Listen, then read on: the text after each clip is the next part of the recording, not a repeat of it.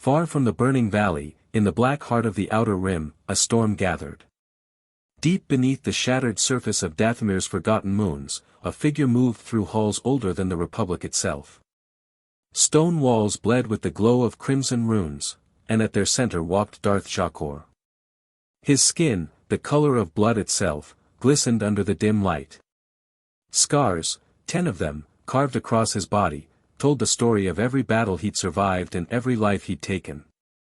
His eyes, yellow and seething, reflected the twin blades of his saber, red and black, spinning with an energy that seemed to drink the light around it. Jakor entered the ancient forge, the Kyber crucible, once a Sith temple, long buried under ash and rock. The air pulsed with the faint hum of crystals still alive with dark energy. He touched the cracked control spire, and a whisper echoed through the chamber, voices of Sith lords dead for centuries. "Yes," Jakor hissed. "You remember me." He ignited his saber and began carving runes into the metal, each mark igniting with red fire. Sparks flew as long-dead machines stirred. The ground trembled. The crucible, once used to bleed Kyber crystals, now roared to life, machinery grinding and howling as it awakened from 200 years of silence. But Jakor had not come to forge crystals. His vision was greater, far more terrible. He rewired the conduits, reformed the focusing rings, and turned the ancient forge into something new, a planetary beam weapon, capable of channeling corrupted force energy through crystal amplification. He stood before the main reactor, his breath heavy with anticipation. The Jedi War. The false peace. All of it ends, when the sky burns. The forge's central crystal began to glow, first red, then black. Lightning rippled through the structure as the weapon came alive. The entire moon shook, rocks splitting apart as the beam's chamber charged. Jakor raised his hand, eyes gleaming with fanatic pride. "Let them fight their little war," he whispered. "When I strike, not even the Force will save them." And as he stepped out onto the surface of the ruined moon, the first tremor of energy surged skyward, a dark lance of power that pierced the stars, signaling doom to every world within reach. The Sith had returned.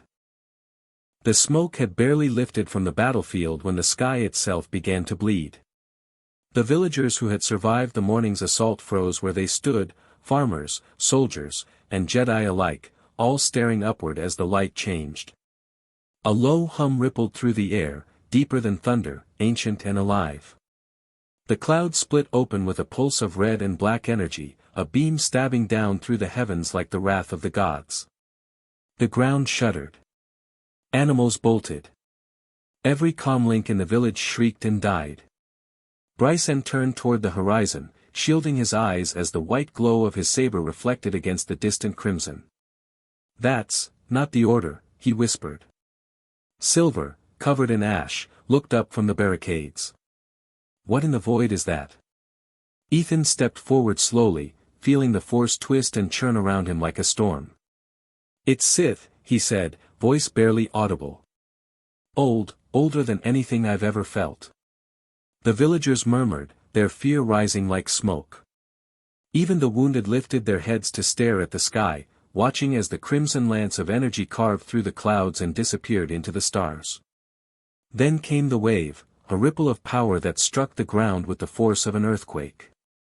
Windows shattered, torches flickered out, and every lightsaber within a mile flared uncontrollably before dimming again. The air smelled of burned metal and ozone. Brycen steadied himself against the forge wall, breathing hard. "He's built something," he said. "Something that can burn worlds." Ethan looked toward him, eyes wide. "Who would do that?" "The Sith are gone." Silver cut in sharply. "Not all of them. Someone out there just reminded us of that." The beam vanished as suddenly as it had appeared, leaving only silence, but the echo of its power lingered, heavy and cold. Brycen glanced between his friends, jaw tightening. "Whoever did this won't stop with one world." Ethan ignited his saber, its green light trembling in the wind. "Then we find him first." The three of them stood beneath the fading crimson glow, the village still smoldering behind them. Above, the sky was torn open, and somewhere beyond the stars, Darth Jacor watched, waiting for them to rise. The message came as static at first, garbled channels, frantic beeps. Then a name cut through the noise, handed from freighter to cantina to listening post, Tatooine. The beam had found a target. Silver was rebuilding a broken hull in the village yard when Clanker's domed eye flickered wild. The astromech's chirps jerked into an urgent rhythm, a tone Silver knew too well. He jerked upright and the world narrowed to the comm screen, which spit out a single, horrific feed, a distant world, ochre dunes lined under twin suns, and then a black and red lance of light stabbing down through the atmosphere, ripping dunes into steam, turning settlements into smoking craters in an instant. For a breath he didn't move. Tatooine. The name tasted like salt and old grief. It was the sand beneath his childhood feet, the homestead where a ghost of a boy had buried his mother. It was the place that had shaped him. No, he whispered, and for once his voice betrayed the calm he'd learned to wear. Clanker rolled forward, dome shining, and emitted a choked series of beeps, the little droid's own stunned grief. Across the valley, Bryson felt the shockwave in the force, a cold hammer on warmth and memory. Ethan's face went white as he read the coordinates. "He's testing it," Ethan said, voice small. "He's testing it on populated worlds." They watched the second feed with the rest of the village, a battered moisture farm gone in a single pulse, a string of canyon outposts vaporized where children once learned to fish the desert winds for scrap, a small market on the edge of Anchorhead collapsing into a black crater. The beam had not yet flattened the entire planet, Jacor had not needed to. He wanted it felt. He wanted fear to spread. Silver's hands shook as memories unspooled, the half-buried vaporator, the thin hands of his mother, the sound of sand in a hurry. He had taught himself to move past hate, to bend pain into purpose. Now the hole in his chest slammed open. "No one else," he said, voice breaking. "Not them." Bryson's jaw locked. "We do something. Now." Ethan's eyes flashed with decision and pain. "We can't stop that beam alone. But we can find Jacor's crucible. We can try to cripple it before it charges again." Silver looked down at Clanker, who beeped once, a single, steady note, like a vow. He let out a long breath and stood, golden cloak whipping. "Then we go home first," he said, voice low, iron-laced. "Not to bury ghosts, but to bring this thing down." They moved with the speed of men who had no time left for hesitation. Ships were readied, villagers armed, a call sent across the rim for allies. Behind them, the sky over Tatooine smoked, a wound on the galaxy that would not soon heal. On a distant moon, Jacor watched the panic swell like a tide and smiled, 10 scars cutting his face into a map of hunger. The weapon had sung. The next note would be louder. The storm above Kor Val, a forgotten moon of the ancient Sith worlds, burned crimson. Lightning split across the iron sky, illuminating the jagged towers of Darth Jacor's fortress, a monstrous silhouette of spines and black stone, built over the bones of the old Kyber crucible. The halls inside hummed with the song of agony, a choir of crystals screaming as they were forced to bleed. Jacor stood in the heart of it all, his blood-red skin glistening in the glow of the reactor's molten veins. 10 scars, each one carved by victory and betrayal, ran from his crown to his collar, pulsing faintly like veins of black magma. "Alignment complete," hissed a droid voice from above. The interplanetary beam array hung suspended like a dark star, dozens of Kyber shards twisting around a pulsar core, their light a twisted blend of crimson and void. Jacor raised his hands, feeling the hum of power crawl beneath his skin. "They said the Sith died with the Empire," he murmured. "They lied." A faint smile tugged at his mouth as he turned toward the holomap, a galaxy painted in red outlines.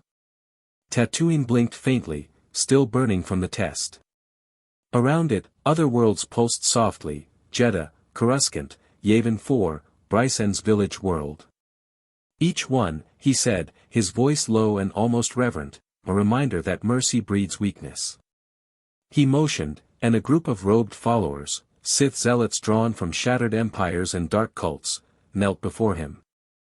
"You have seen the weapon's power," Jacor said, voice thundering through the chamber. "But I will not stop until the galaxy kneels in flame. We will finish what the ancients began. The Jedi think they have order." He gestured, and the hologram of Brycen's growing settlement expanded, small, insignificant, yet alive with light. "I will bring them silence." The zealots bowed, chanting in the old Sith tongue, their words echoing through the crucible.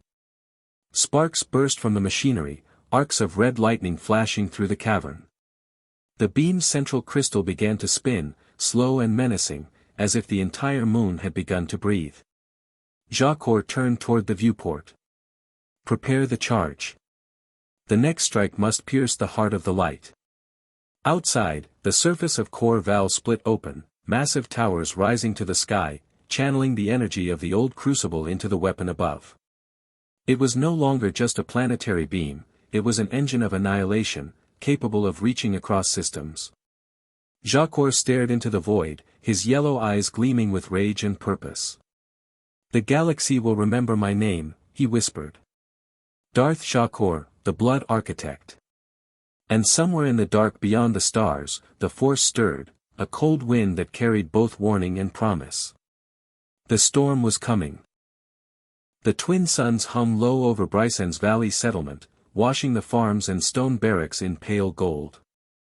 From the watchtowers, villagers and former wanderers hammered plates of durasteel into shields, while the rhythmic clang of forge hammers rang like a heartbeat through the town.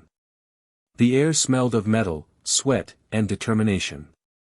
Brycen stood at the edge of the field, white saber clipped to his belt, eyes scanning the horizon.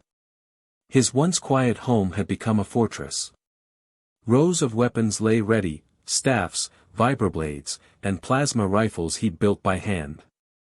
He still bore the scars of prison, but now they marked not guilt, only resolve. Silver trained the front line near the western wall, his cloak streaked with dust. Again, he barked, guiding farmers through the motions of deflecting blaster fire. His movements were sharp, yet his voice carried warmth. He fought not as a Jedi nor a fugitive, but as a guardian of those who had nothing left to lose.